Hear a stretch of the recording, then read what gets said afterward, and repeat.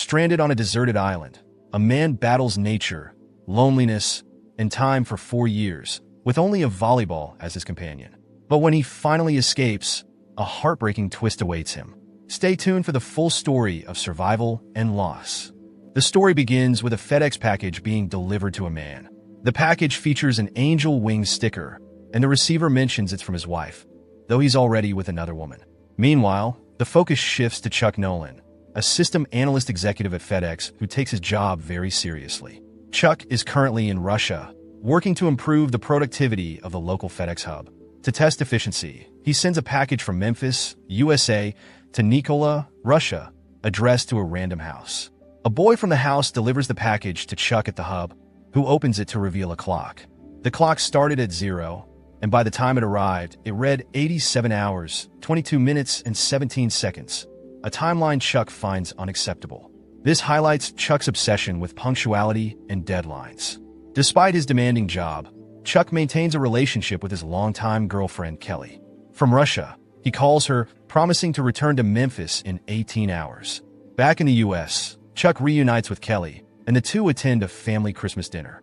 During the gathering, Chuck's brother teases them about marriage, but they dodge the question with laughter. While eating, Chuck feels a toothache, a hint of trouble ahead.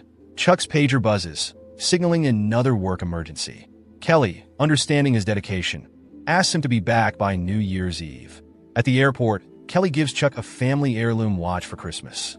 Touched, Chuck gives her a small box, hinting it's a ring, but insists they open it together on New Year's Eve. They part ways, and Chuck boards a plane bound for Malaysia with 4 crew members. Hours into the flight, a storm hits. The pilots lose radio contact, and an explosion causes chaos. One pilot tries to help Chuck, but injures himself as the plane crashes into the Pacific Ocean. Chuck, barely conscious, uses an inflatable life raft to survive. Battling harsh waves and weather, he eventually washes ashore on a deserted island. Disoriented but alive, Chuck discovers a few FedEx packages on the beach. Among his few possessions is Kelly's watch. Alone, with no other land in sight, Chuck carves a large help sign in the sand, hoping to attract passing planes. He spends the first night gazing at Kelly's photo in the watch. The next day, Chuck gathers more packages and finds coconuts for water. Exploring the island, he discovers a cave and climbs to the highest point for a better view. He spots something in the water and rushes down, only to find the lifeless body of the pilot who tried to save him. Chuck buries the pilot, honoring his sacrifice. On his third night, Chuck notices a ship in the distance. Desperate, he yells for help and flashes a small torch, but it's too far away. Determined to escape, Chuck repairs his damaged raft and sets out toward the ship. However, the tides prove too strong, and he is thrown into the ocean. As Chuck paddles through the water, his leg scrapes against a sharp coral reef. He screams in agony and, defeated, returns to the island. Soon after, a heavy downpour begins, forcing Chuck to seek refuge in the cave he discovered earlier. Inside, he finds a small stream of water and drinks deeply before collapsing in exhaustion. The night passes in darkness as his torch loses power. The next day, Chuck starts opening the FedEx packages, hoping to find something useful for survival. Among the items, he finds a volleyball, a pair of skating boots, and a dress. The boots prove invaluable for cutting coconuts, and the dress becomes a makeshift net for catching fish. Determined to create fire, Chuck spends hours attempting to ignite kindling. His efforts fail, and in frustration, he accidentally cuts his hand. Overwhelmed, he throws objects around in anger. Later, he notices his blood-stained handprint on the volleyball. In a moment of inspiration, he draws a face on the ball and sets it before him, creating the illusion of companionship. Naming the ball Wilson, Chuck begins talking to it, finding solace in its silent presence. Soon after, Chuck finally succeeds in lighting a fire.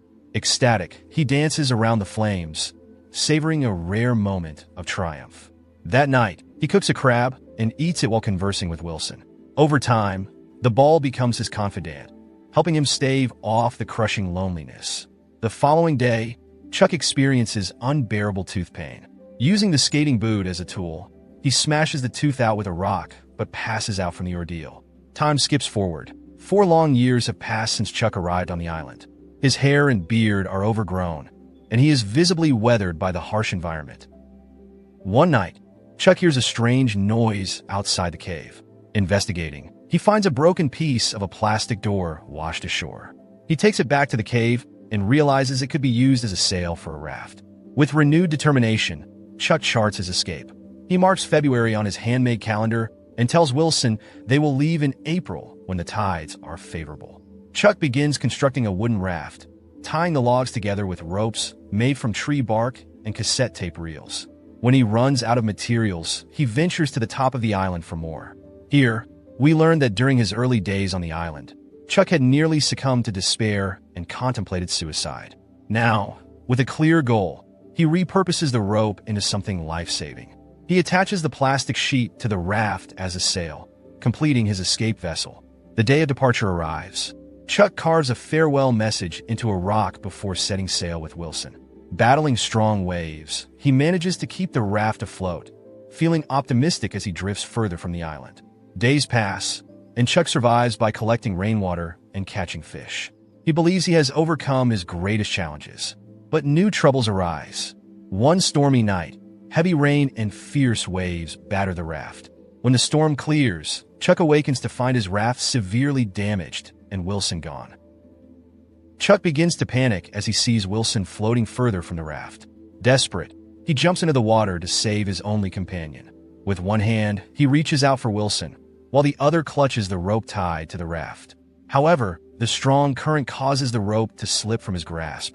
Chuck stops to retrieve it, but in the process, Wilson drifts even farther away. Alone once again, with his raft damaged and his hope fading, Chuck seems to have reached the end of his journey. Days pass, and Chuck grows weaker, unable to move. One day, a whale sprays water near him, stirring him slightly. As he opens his eyes, he sees a massive cargo ship approaching. Summoning his remaining strength, Chuck signals for help. After enduring countless hardships, he is finally rescued. For weeks later, Chuck is aboard a plane, flying home to reunite with his loved ones. Upon landing, he learns that everyone had presumed him dead and even held a funeral in his memory. He meets a man who introduces himself as Kelly's husband. The man explains that Kelly, overwhelmed by grief and uncertainty, eventually remarried. Chuck is left speechless, struggling to process the revelation. The love he had held onto for years now feels like a distant memory. At a celebration held in his honor, Chuck quietly reflects on his experiences. A lobster on the table reminds him of the crabs he cooked on the island, while a lighter evokes memories of the arduous process of making fire. That night, he finds himself unable to sleep in a bed, choosing instead to lay on the floor, staring at the watch Kelly had given him long ago. Seeking closure, Chuck decides to visit Kelly. When he arrives at her house, she opens the door before he can ring the bell. Surprised and emotional, Kelly embraces him.